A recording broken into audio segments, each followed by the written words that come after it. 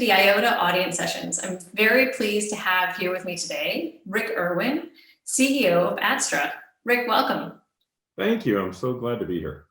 Yeah, great to have you. So that everyone knows, Adstra is a partner of ours, and we've been working together over the last years to activate different data assets that they have.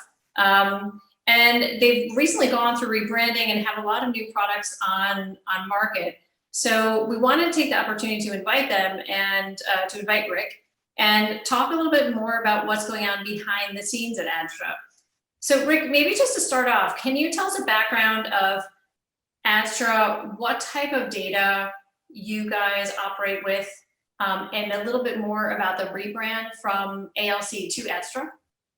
Sure. So 2 years ago, we brought a team of 10 data industry veterans together, and we bought ALC, which was the precursor company to Adstra. And we did it with a plan to greatly expand what ALC was doing for its clients. ALC is a well-established first-party data monetization company, particularly in direct marketing circles, that's well known in that part of the industry. My team of veterans is well known in enterprise data and identity for marketing. And so the rebranding was really about making a splash to say, we're Adstra, we're something new and different, and here's what we do. And at the same time, reassuring the 500 or so ALC clients that we have this new name, Adstra, because we're now able to do things for you that we weren't formerly able to do, but we're still the same company that you've relied on for 40 years. And so that's really what the Adstra rebranding was all about. And it was, I guess, fortuitous to do it in this environment because it allowed us to cover a lot of ground with a lot of clients and partners and helping them understand what the rebrand was all about. But if you'd like me to, I can tell you what that expanded sort of thesis of Adstra was all about and what we're bringing to the market. I'm happy to elaborate on that. Would love to. And what I think is also very interesting, because a lot of the companies who are coming from a traditional offline environment, a lot of the people using the digital assets today, they don't necessarily understand the power of what was, of the elements behind those offline data sets that, although you've expanded it greatly today in what you're doing with Adstra, but I think, it is interesting for everyone to understand what was that core asset, which is still a part of your data assets today, right? It's just that you've expanded well beyond what that original core asset is. Yeah, and maybe I should just step back and say, look, we start with two fundamental premises. One is that as every form of advertising media has become people-based, every consumer brand and their partners need to have their own identity spine. It's just a critical asset now at the enterprise level. 10 years ago, it wasn't important for every consumer brand to have an identity spine. Today it is. Most of them don't. So that's premise number one. But premise number two is people-based data, surprisingly, is still used in the vast minority of all advertising impressions. And so we do two things. We built a US platform that translates any form of consumer identity into any other form. And we license that data that comes from our platform to help brands and their partners either create or strengthen their identity spine. We do that with persistency in a privacy compliant way. It's portable and it's people-based. We call that our 4P's. But secondly, we created a new 4P's. Secondly, we make it easier and more economic to use people-based data in every possible insight, targeting, and measurement application that you can. And in doing those things, we intend to disrupt what is a very stodgy data industry. You mentioned a term that I love, but I'd also like to sort of retire that notion that we used to all say freely of there's offline data and online data. The way I view it, there's just real world data. There's only real world data that can be used to understand us as consumers better and better target advertising to us. And what we're doing is bringing as many forms of that real world data together, connected to a very accurate, persistent identity spine, and making it economic to use in any application. Yeah, which I like, because I've always been one of the things that frustrates me sometimes about our industry is that we do have the tendency to categorize and silo off different disciplines and different types of data. Whereas I think, I think the approach is very smart and looking at much more holistically, and moving up to that, to that position. Just out of curiosity, I don't know how much you can share with us in this format, but when you say more economical, what does that actually mean? What it means I know what economical means, but what in practice, what does that look like to your end customers? It's a great question.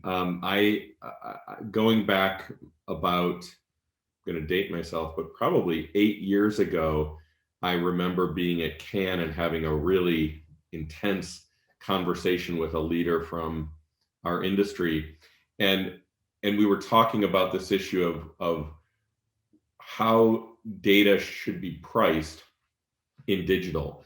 And this is what I mean by economic, is that our industry, the data industry, has not done a good job matching the price of people data with the value in use. And it turns out that it doesn't make sense to charge $5 for 1,000 consumer name audience to optimize 15 cents per 1,000 media online. It just doesn't work. Right? Yeah. But, and I'm using an absurd example, but it's really not that absurd if you look at transaction prices in the market. Sometimes you'll hear a data company say, well, I just don't understand why I put my data in this particular platform and it wasn't being used. And then a lot of times, if you just ask the diagnostic question about what's the average price of a media impression in that platform and what is your data priced at, you can get to the answer pretty quickly. So, Yes. So what we've done is created ways, lots of different ways, more than we could possibly cover here, but we could do it in another call or in another venue. Lots of different ways to break down the economic barriers. One of which, the most obvious of which, is just what a audience costs on a per 1,000 basis. Hey, nice, thanks. So if we look outside, obviously data is very prominent in programmatic strategies. Yeah. Are there ways that you help brands outside of programmatic? Mm-hmm. Yes, in fact, I mentioned there's always the three main buckets of use cases around marketing data and identity. It's insight, and insight is really about just, I like to always paint the picture because people can imagine what this is like. The VP of marketing is summoned into the CMO's office, and the CMO wants to know, what is this core customer group of ours like?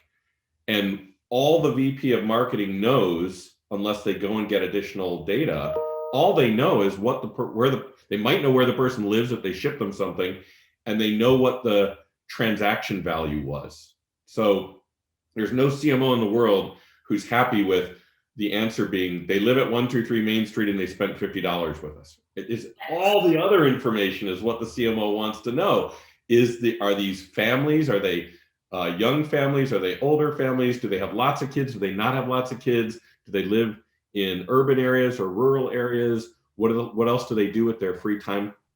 That's insight, and that's how we help brands understand their customers better. The brand knows what the person is spending with them, but they don't know all those other things. Targeting is what we do together. It's just providing audiences that are responsive and predictive of response for use in all media. Programmatic is one, but of course, we have enterprise brand relationships where the brand simply wants to activate against prospects that look like their best customers outside of programmatic. And we can help them do that as well. And then measurement, which of course means so many different things to so many different people. But measurement is about trying to figure out whether the people that you marketed to responded and did what you hoped that they would.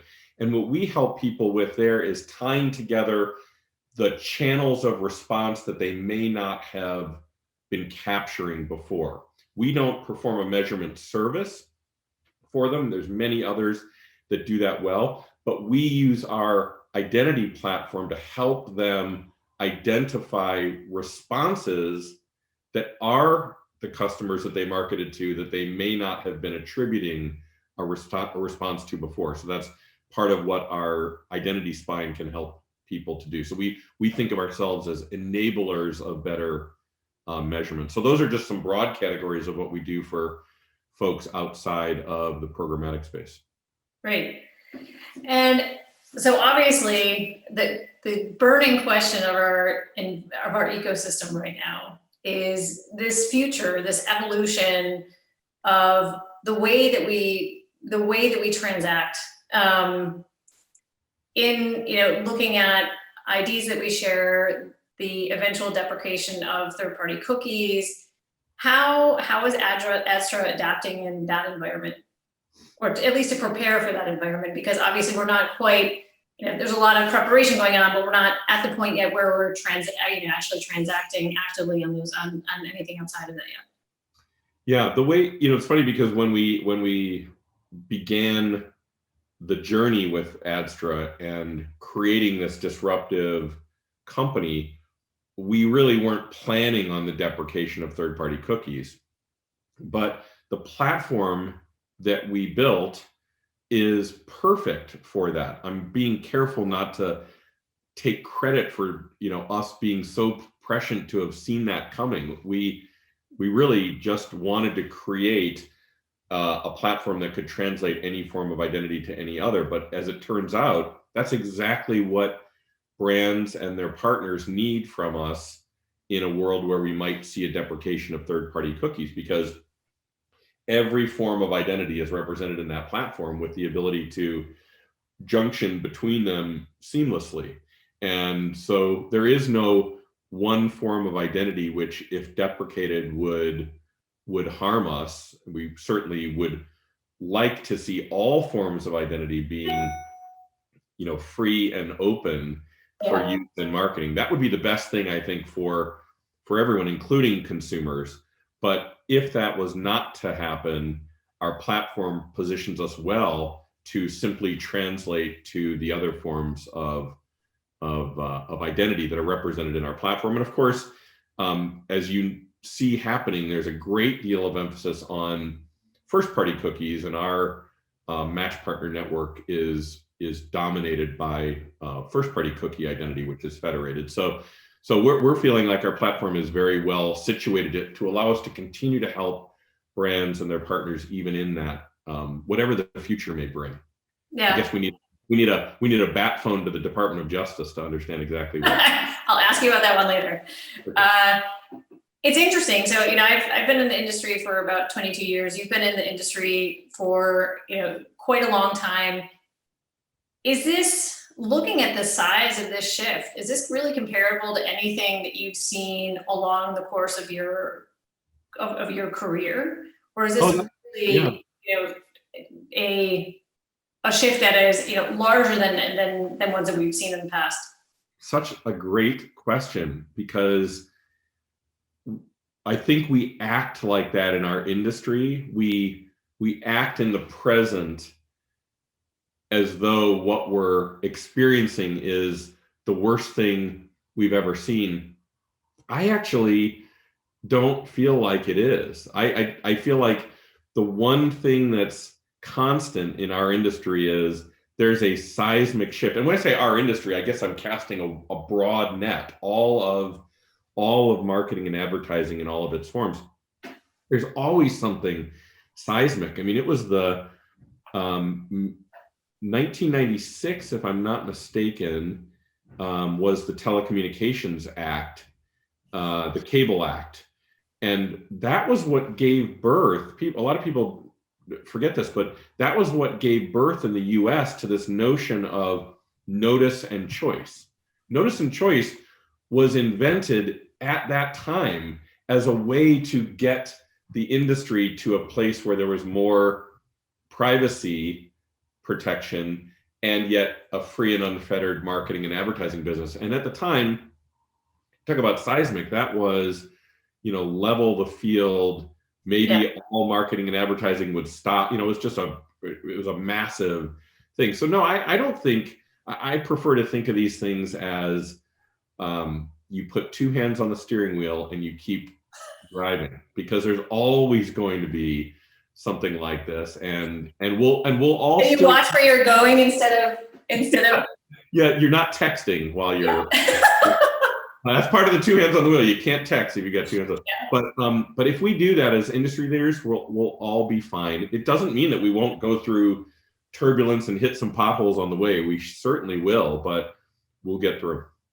Yeah, it is. If I had to say, one of my other frustrations sometimes with our industry, but I guess that really applies to any, is a bit of sensationalism that happens from the media. And I think also I see a lot in people who are relatively young to the industry or early in their careers, where it feels like this is something that will, could make our industry implode. But in reality, if you've seen, you've lived through a couple of these large transitions before, and you see actually what comes out of the other end is most of the times a much more better way of working than we did before. And I think, it's if you look at all these knee-jerk reactions, GDPR is going to be the end of online advertising, right.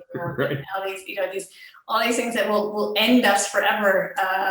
I see it very similarly. I think there's actually a lot of opportunity out of what's happening, and I think it's a good transition. It's something that I think we all need, and it was inevitable in some way, shape, or form. I agree. We're working on a thought leadership piece now, which equates some of this phenomena to that scene in Austin. I think it's Austin Powers, with the steamroller very slowly advancing on Austin Powers, and the shot gets cut and the steamroller just gets like a foot closer, but it just keeps going for feels like 10 minutes on screen. I think a lot of these big issues are like the slow moving steamroller, where it's such a big issue because we're talking about it for 2 years. We're spending 2 years on one topic, but in that 2 years, it's not like the steamroller has moved that far. It's just that we've all been in this sort of hopped up panic mode. And I think that's why I say the two hands on the steering wheel, because maybe it'll be maybe 20 years from now, it will be a 24-year, a person who is now a 24-year-old media buyer who's living through this, but who in 20 years will be 44 and looking back and saying, I remember in, the year of the pandemic. And I think that's what it will be like. They'll probably be talking in a holographic projection interview instead of on Zoom, but it'll be reflecting on more or less the same kinds of issues that we deal with. Yeah. Speaking of the year of the pandemic, it's obviously been a pretty, roller coaster year, one, I think, with a lot of takeaways for all of us. Is there anything in particular that you personally or Adstra has taken away from the year that we've just almost put to bed? So much. We could probably do a whole segment on that. One of the things is, for me personally and as a business leader, is the power of distributed labor. And I think everyone's got at least a casual appreciation, even before this, that we can do a lot more remotely than we used to be able to do. But I'm not talking about that casual awareness. I'm talking about a really big awakening to the power of distributed labor. And I only claim to be at the very front end of this, but I think that we have a chance now to learn how to get work done differently, not just do work remotely and do it the same way we would have in the office, but do it remotely, but do work differently. And one of the things I'm most excited about is I just think it has massive upside for diversity and inclusion, because we can perform work at an A grade anywhere with any type of talent. Whereas I think, particularly in our industry, and particularly in Silicon Valley, I think while there's a lot of companies in Silicon Valley have a tremendous devotion to diversity and inclusion, when you walk through the engineering department, not so much diversity, really, right? And I think that this gives us a real opportunity to change that by not making being at a place the reason why only this type of person is here. So I think that's a huge upside and just gives all kinds of room for getting work done together differently going forward. But also, I've been surprised at how resilient the advertising industry has been. It's been challenging, and certainly, you can see agencies have taken some real hits and had to recover from them. But here we are in the worst global pandemic in 100 years, and people are buying things and people are responding to advertising, and advertising is still, thankfully, allowing a lot of content that otherwise would cost consumers more than they could afford. It's allowing it to be free, and all of that has been much, much more resilient than I thought it would be. In fact, we saw a dip. If we just use our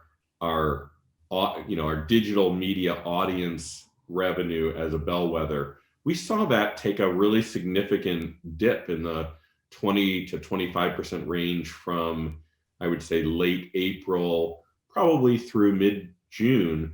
And now it's almost completely recovered, with the exception of just one or two spots where it's been continued to be down a little bit. But I think that's amazing resiliency. And then just on the topic of resiliency, I think the resiliency of people in our industry has been pretty amazing. Yeah. I mean, we all know that there's being remote and unable to be together at industry conferences and events and even just meetings has changed the way we work together. And it's really created for a lot of people, a feeling of some isolation. And we're all going to have to, learn to get past that as we reopen up, hopefully next year. But I think it's also highlighted the resiliency that people have, the fundamental ability people have to pick themselves up and do their job and provide value to clients and move the needle. And I think that's all very encouraging. Yeah, same here. I've been really impressed with the way everyone's pulled through, and thank goodness, I feel very lucky that our industry has turned out the way it has. So yeah, totally agree with you on those fronts. So maybe just to close it up for today, if you look at taking your crystal ball out, looking into next year, are there any big predictions that you have for 2021? Yeah, I don't know how big they are, but I do see certain things unfolding. One, we talked about that slow moving steamroller. We should all expect there to be even more gnashing of teeth and, dare I say, clutching of pearls than we even see right now over the next year, because that's what our industry does. So as we moved toward the start date of GDPR, I remember that last ad week before GDPR went into effect. That was the peak of the panic around GDPR, and so we'll expect to see that. But more importantly, I think we'll see a delay to the ID deprecation that we're talking about. I think we'll see a bit of a postponement to that. I don't think anybody should plan their business around that postponement, but I see enough in the tea leaves that I think that it would be prudent for Google and Apple to take a breath and maybe not make that the hill that they want to die on. And I don't think that the DOJ will become instantaneously ignorant to this issue or friendly to them in a changing US presidential administration. So I think I would expect a little bit of a delay to that ID deprecation. And the other thing that I'll make a prediction that's maybe a little bit more bold. It's not going to happen as a silver bullet in 2021, but I think one thing that's happening in the industry is there's an awakening to the value of PII among people who are native to digital media. So an example of that is in the wake of cookie deprecation, one of the first things you saw people kind of rally around was hashed email. Well, hashed email is a form of PII. And I think that's a very good thing because hashed email is very safe from a privacy standpoint. It's not perfect, and nothing is and never will be in any standard in any industry for anything, but it's very safe generally. And I think and this is getting into maybe a little bit of my personal philosophy, but I think one of the biggest problems we have with the digital sphere is anonymity. There's no other healthy part of our society really where anonymity rules the roost.